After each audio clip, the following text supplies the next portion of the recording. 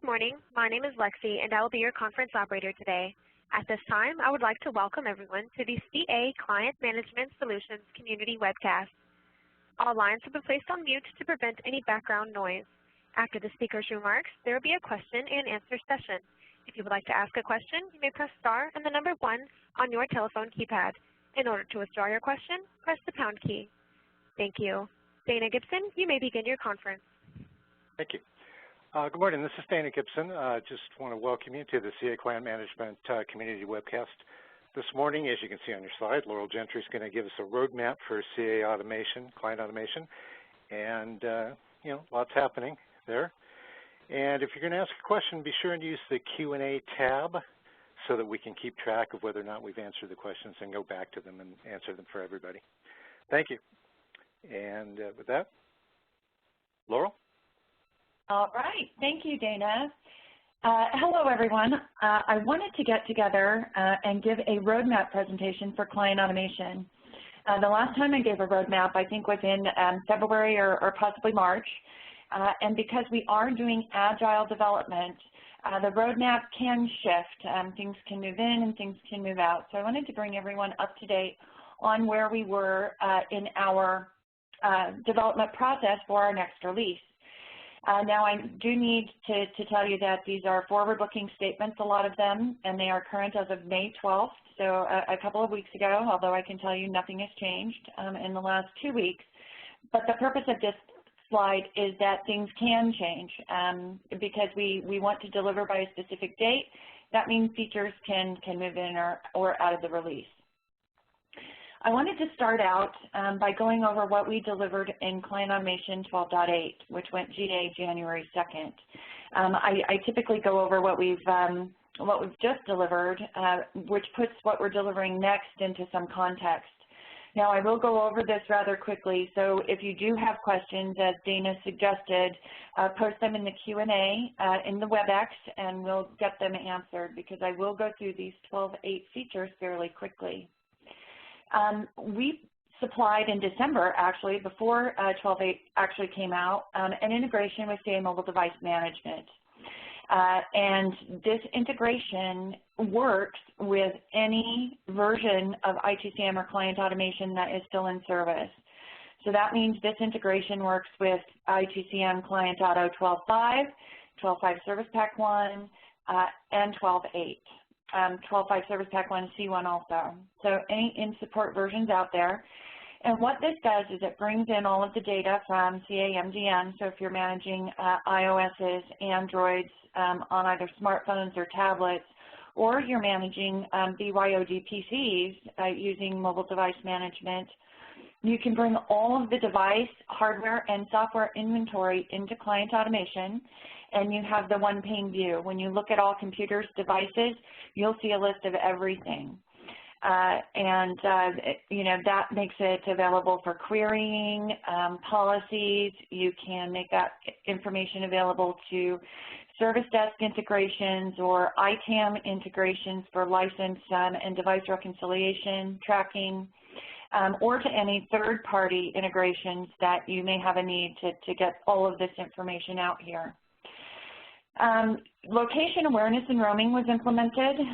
We have supported a field-developed utility for a number of years, and what we did was bring that into the product and allow you to set up a configuration policy so that any change in geographic location based on your IP address, that agent is going to be routed to the closest scalability server.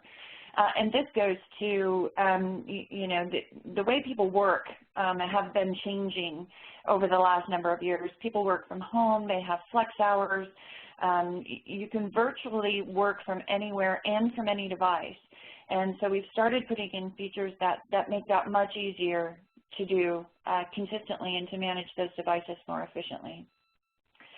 We also implemented infrastructure health monitoring. So this is a capability within the product that helps you monitor the health of the client automation infrastructure. So you can set up things that will send you alerts, and these alerts will come into the web console. You can also send emails. You can set traps to capture these and export them to a third-party monitoring tool if you want to do it that way. But you can set up alerts so that, say, a scalability server goes down, you're going to get an alert. If an agent hasn't reported in X number of days, you're going to get an alert. If a domain manager's communications aren't working, you'll get an alert, so that you can ensure that your client automation infrastructure, clear from the enterprise manager, clear down to that agent, is working to make sure that you are consistently managing all of your endpoints. We also added the capability to do offline patch downloads.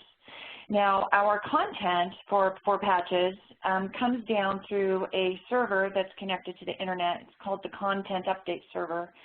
And you have to have an internet connection to get the patch content downloaded into Patch Manager. Now, some installations, some infrastructures have to be in very secure locations with no connection to the internet for certain compliances in certain vertical industries. So we needed a way to allow those users to download the patches outside of the infrastructure to a machine that was connected to the internet, and then they can manually move those into their secure infrastructure for use within patch management. We also added an enhanced delete computer function.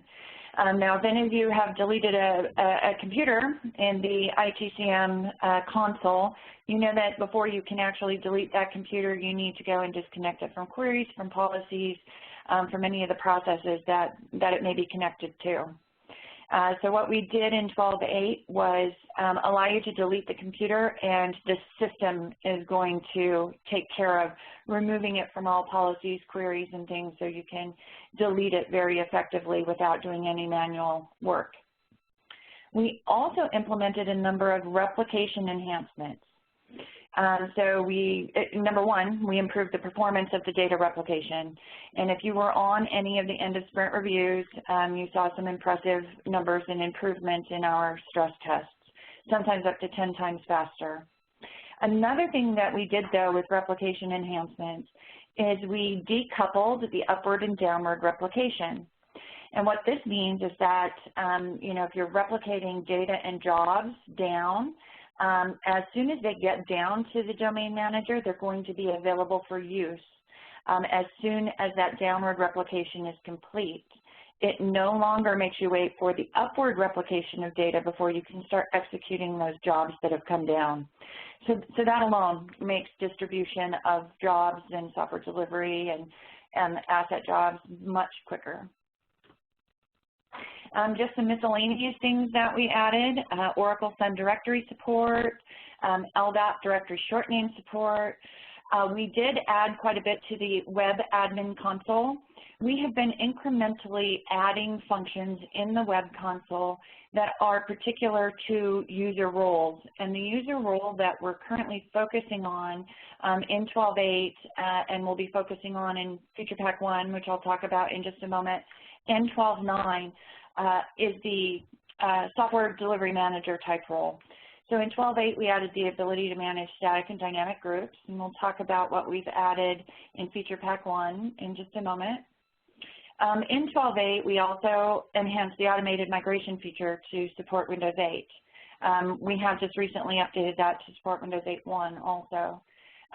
But in case you're unfamiliar with that, automated migration is a capability that if you have a client automation license, you also get a limited use license for PAM, process automation. And what I mean by limited use is that you can customize the automated migration workflows that we give you for PAM, or you can use PAM to automate any other process within client automation. The limit is that if you want to start orchestrating end-to-end processes with third-party products, then you would require a full license of process automation if you don't already have one, say, with your service desk implementation. What automated migration allows you to do is set up a fully zero-touch desktop Windows migration So say you have an XP machine out there and you want to migrate them to Windows 7. You can go out there, first of all, do an assessment, make sure that machine is capable of handling an installation of Windows 8.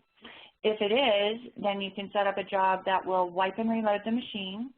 Well, first, it will use Desktop Migration Manager to capture all of your user settings and data off of that machine, stores it off at the scalability server.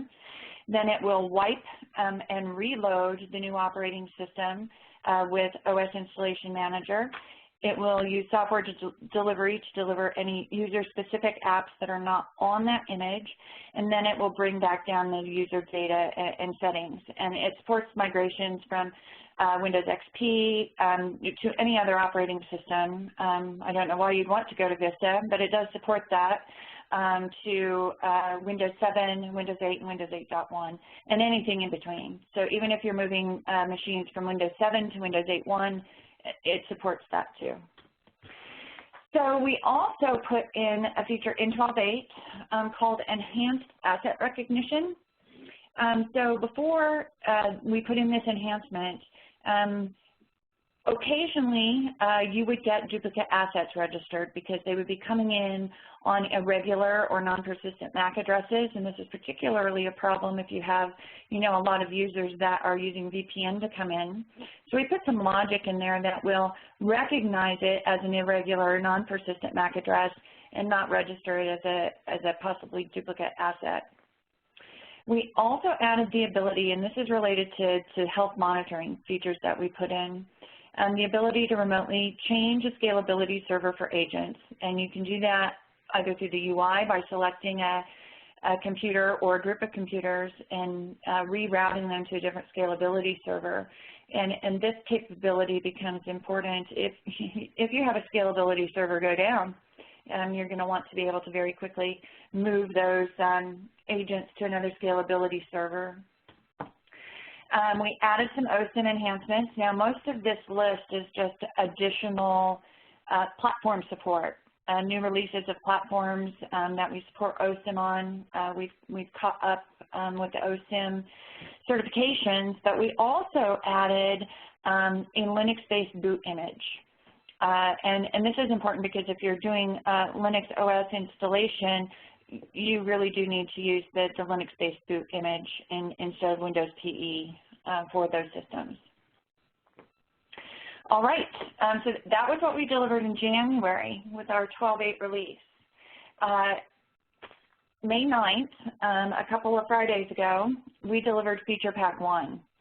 Now this rolled up some things that we had delivered in the service stream in January and February, and then we also added some additional functionality, and that's why we called it a feature pack instead of a service pack. We updated the product to certify Windows 8.1 and Windows Server 2012 R2 on both the agent and OS installation, and we also certified the use for Windows Server 2012 R2 in the client automation infrastructure. And this became very important, and it was actually available as a patch earlier in the year, but we have rolled it into Feature Pack 1 because as people started to upgrade their client automation ITCM infrastructures to 12.8, they wanted to have a hardware refresh too, because a lot of people out there in the enterprise market are still using Windows Server 2003.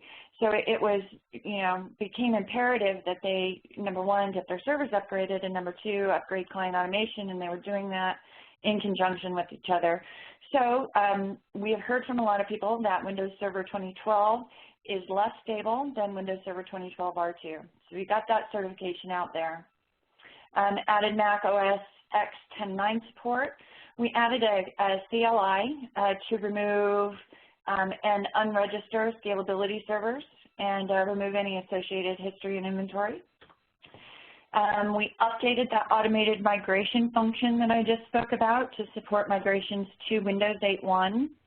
And an interesting thing with Windows 8.1 is that you can set a configuration so that it boots straight to the desktop instead of to their little charming screen that I know that a lot of corporate users were having trouble navigating and getting to their documents. So Windows 8.1 has that capability to boot directly to a more traditional start screen that they're familiar with. We also updated Desktop Migration Manager. That's the little utility that does the migration of the operating system settings, application settings, and data. We also added Get Image 64-bit support for the newer Windows platforms. We certified Red Hat Enterprise Linux 6.5 agent functionality. We will be certifying the OSIM functionality in our next release. And we added some additional web admin console enhancements. So this goes along the lines of adding capabilities for a specific role, and that's the software delivery manager.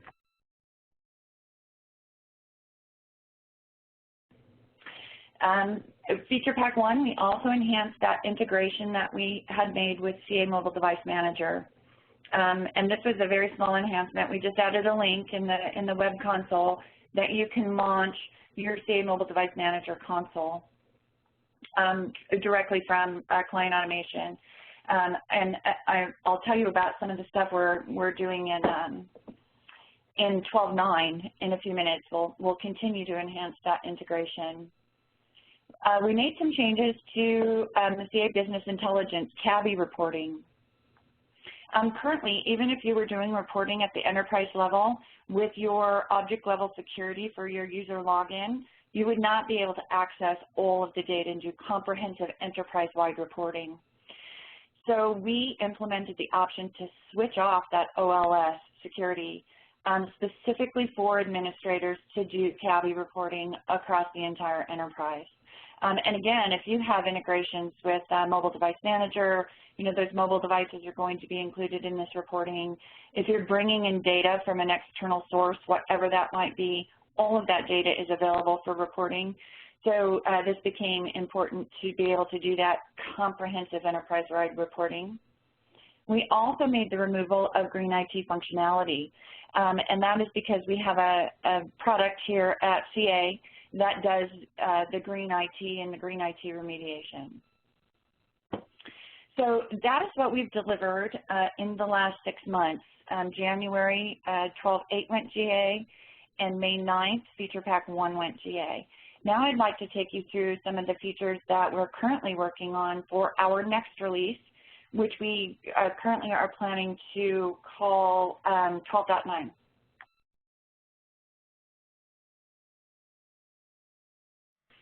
First is the job priorities. We wanted to allow administrators to disable job priorities. And so that if you have lower job priorities that are number 10 and they never run, you can turn this off, disable them, all your jobs will run, and then you can turn this back on. And actually I need to update this, this roadmap because the job priorities enhancement actually is in Feature Pack 1. We just delivered a patch on Monday that contains enhancements to the custom software signature upload. So we wanted clients to, we wanted to empower clients to be able to start creating their own detection signatures in a much more efficient way. Currently there was a process where you had to run a light scan utility, create an issue, send that light scan in, and wait 72 hours for CA to publish a signature. And what we've done with this patch is provide a simpler method to upload and use your custom software detection signatures.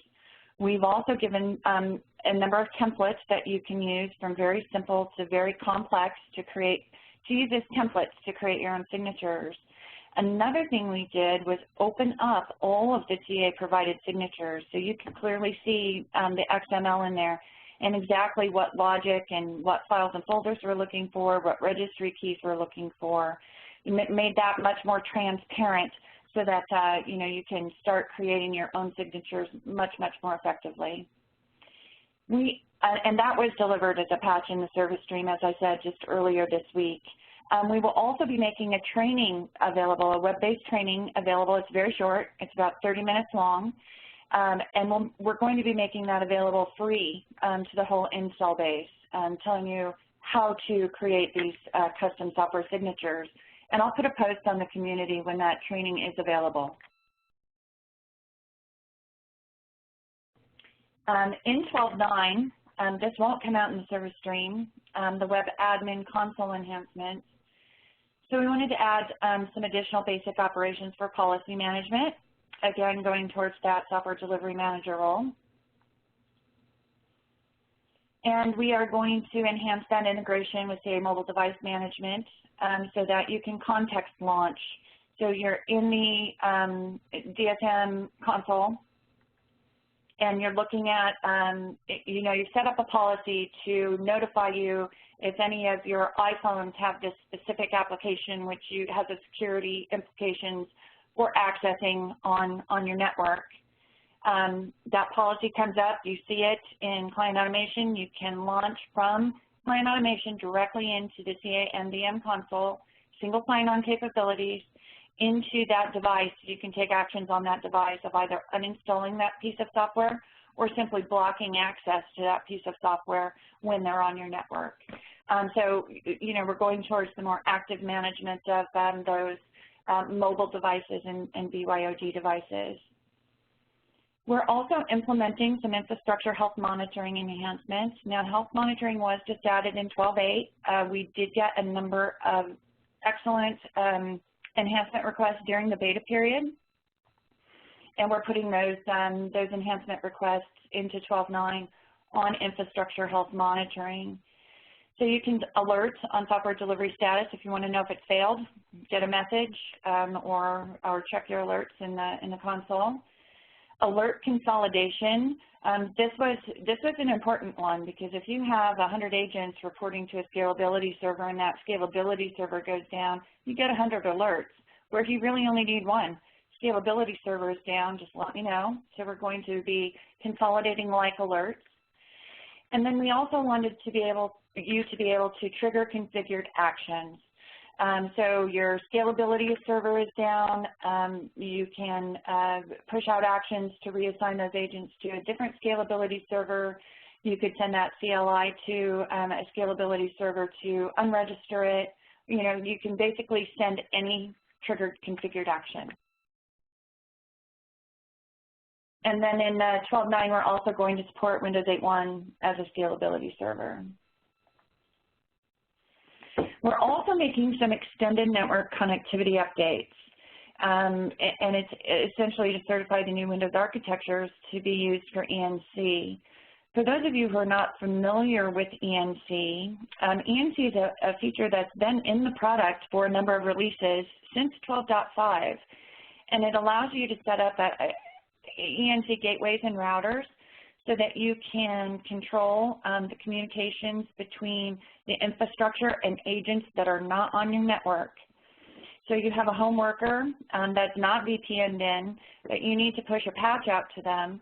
You can establish a connection, a secure connection to that endpoint over the internet using extended network connectivity. It's essentially setting up a proprietary VPN-like network that only allows communications between ITCM components. And we have a lot of people using it today, but I always mention it because I'm always surprised at how many people don't know the product supports this.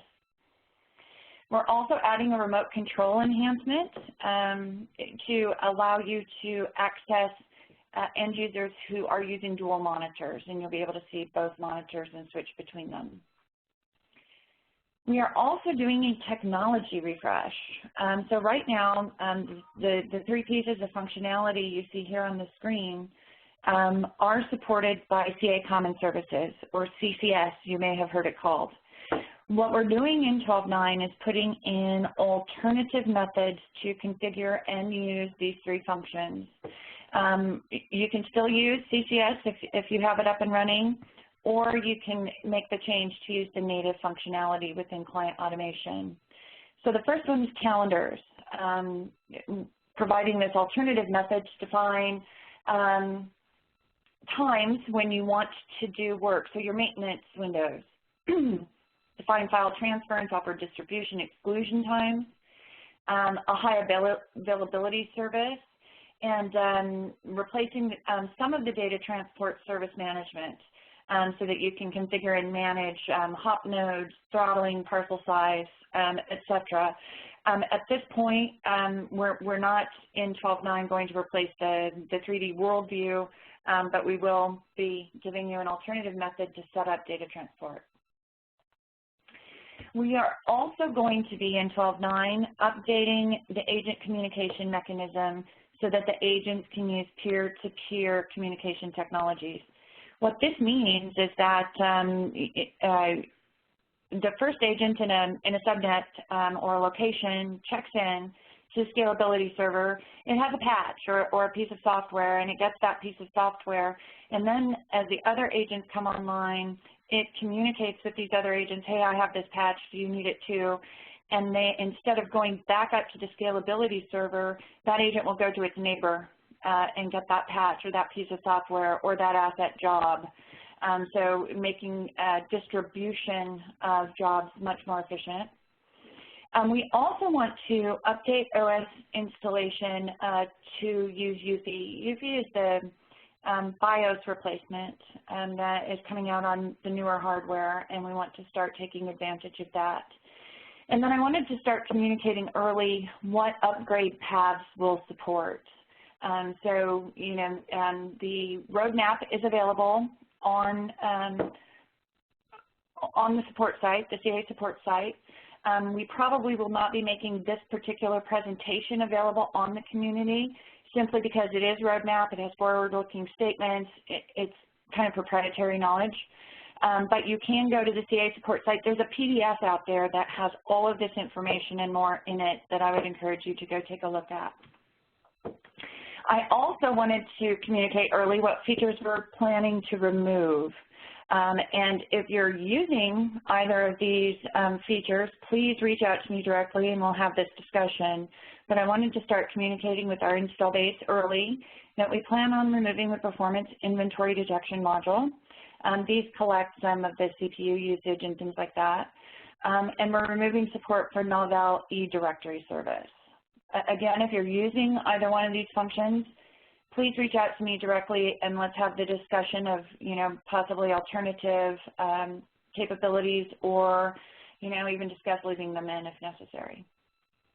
All right, so this is just a graphic that we like to put out, kind of giving you some time frames. So in January, we delivered 12.8. May, we delivered 12.8.1. Service stream deliverables have already been delivered in the last couple of weeks. And then we have the client automation 12.9, and these are the features that are currently under consideration that we want to deliver in the second half of this calendar year. Now, what I wanted to spend a little bit of time on are additional features and functions that are on our backlog. And the reason that I wanted to spend time talking about these, even though we believe these are further out than 12.9, again, we're using an agile development methodology, so some of these could be coming into the 12.9 release, and some of the other features could be coming out. It depends on a lot of different factors, but I did want to go over what is beyond the features that we just talked about in 12.9. We really want to make some patch manager enhancements, extending those job options so that you have access to the same job options in Patch Manager as you do for software delivery. Secure content download. So right now, if you are accessing Linux or Unix patches, you have to go out to that vendor download site, put in your credentials, and download that content. We want to make that more seamless within Patch Manager. We also want to give you the ability to retire patches and clean up. So right now, when you send out a patch, you get queries, you get groups that are created, and you get the patch content itself, which is quite large. So this will give you the ability to go out and retire those patches, clean up the system, and much more efficiently, do all of that systematically rather than manually. And then we wanted to enhance control over patch distribution, so allow it to be turned on or off. So at the Enterprise Manager, you could download all of your patches, and if you're making any customizations to those patches, you turn the distribution downward of those patches off. You make your changes at the enterprise level, and then you turn it back on and specify which domain manager to send which content to. So those are the patch enhancements we'd like to see in. We also want to make some enhancements to automated desktop migration, allowing you to define anywhere on your network that you want to store those DNA files. Right now, they're stored on the scalability server. We want to implement some device compliance scanner updates and enhancements. And related to health monitoring, we want to update agent distribution, essentially making it a self-updating agent so that if an alert is coming in and the agent is not functioning properly, you can have an automated action that will automatically redistribute it. You can do that with 12.9, but we want to make this much more efficient so that when you have a new agent or an agent patch, you just put that agent patch at the scalability server. Every time the agents check into the scalability server, they'll see if a patch or a new agent is available and request to update themselves. And finishing the technology refresh. So we want to get this in the release after 12.9, replacing the event console and continuous discovery. So at this point, before I open it up for questions, some of you are already participating in our 12.9 end of sprint reviews. There's a typo here. It's 12.9 that we're doing end of sprint reviews on.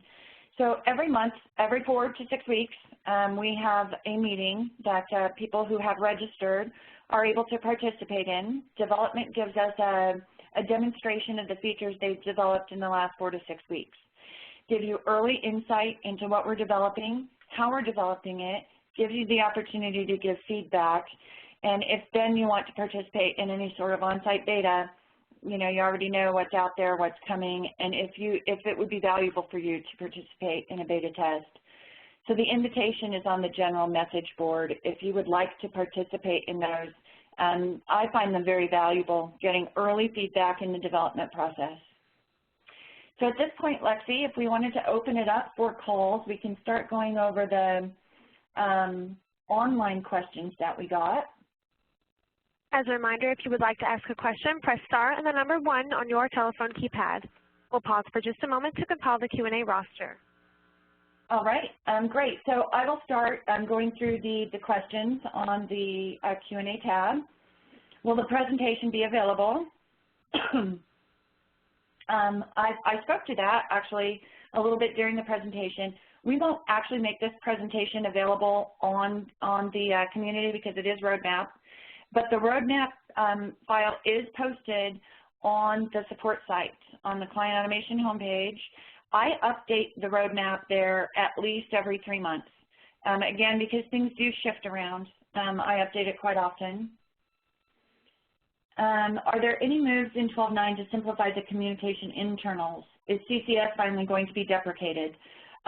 Yes, we are making some changes to the internal communications at the agent level, the peer-to-peer communications, and we are working on deprecating CCS functionality.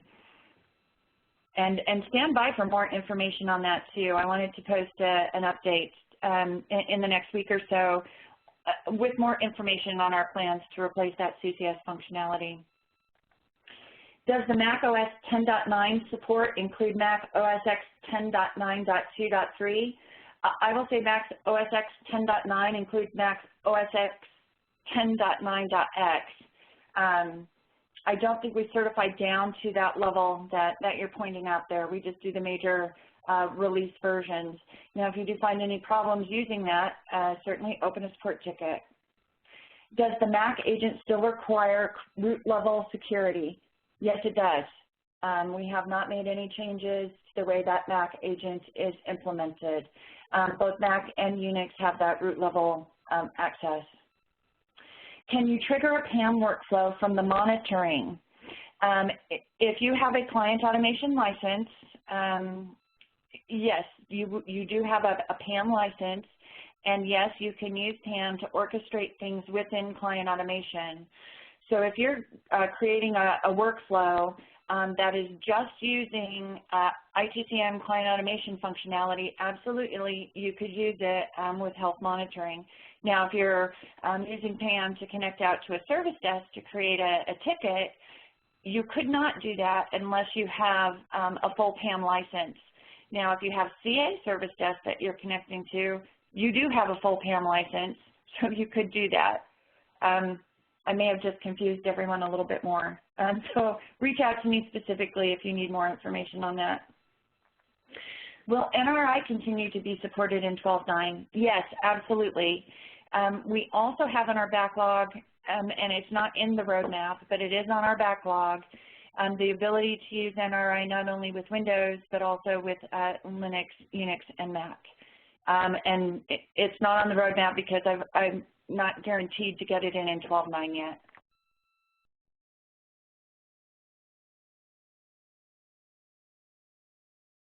You do have an audio question from the line of Eric Tordenson. Can I go ahead? Yes. Oh, sorry. Hey, this is Eric Torbenson. I just had a question about, I'm the guy who asked the question about the internals of the product. I noticed in, when I read the 12.9 roadmap, I'm like, oh, CCS is going away. That's good. Now the question is, are the agent communication protocols like CAM, CAF, and all that stuff, are those going to change at all? Because, I mean, unfortunately, we have, there's competitive products out there that, they use bits, they use HTTP, they use, standard file transfer protocols to get things from site to site. And, there's issues getting CAM working, making sure all that stuff works. So, sure. I was wondering if CA is planning on moving towards more standard protocols, or they want to still use that same stack so they can be platform agnostic. Yeah. So we are still going to be using CAM and CAF in 12.9, and for the foreseeable future, we do have on our backlog, and again, I keep a backlog of hundreds of features that have been requested, and one that is coming to the top, and we hope to get prioritized into possibly the release after 12.9, is to take advantage of those native file transfer and network distribution technologies. Now, CAM and CAF, they do allow us to be platform agnostic, so some of these will be dependent upon what kind of network you have and what kind of technology you have available, but we do want to start updating some of that internal communication. Good, okay, that's kind of what I wanted to hear, so thank you. You're welcome. All right, were there any other questions? Oh, if not on the phone, I can go back to answering questions on the Q&A. Currently no audio questions. Go ahead. There are currently no audio questions. Oh, okay. I think someone has asked some more information on what the Performance Lite inventory agent is. And I have your name, Jeff, and I can get you some additional information offline. In fact, I'll just post it on the community.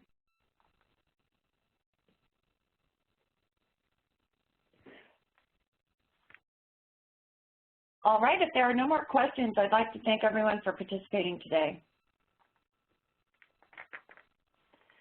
Mary, did you have any wrap-up comments?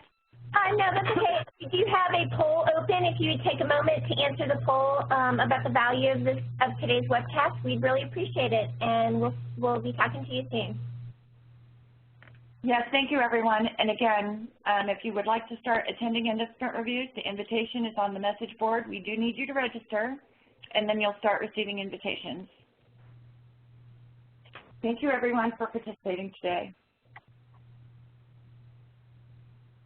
This concludes today's conference call. You may now disconnect.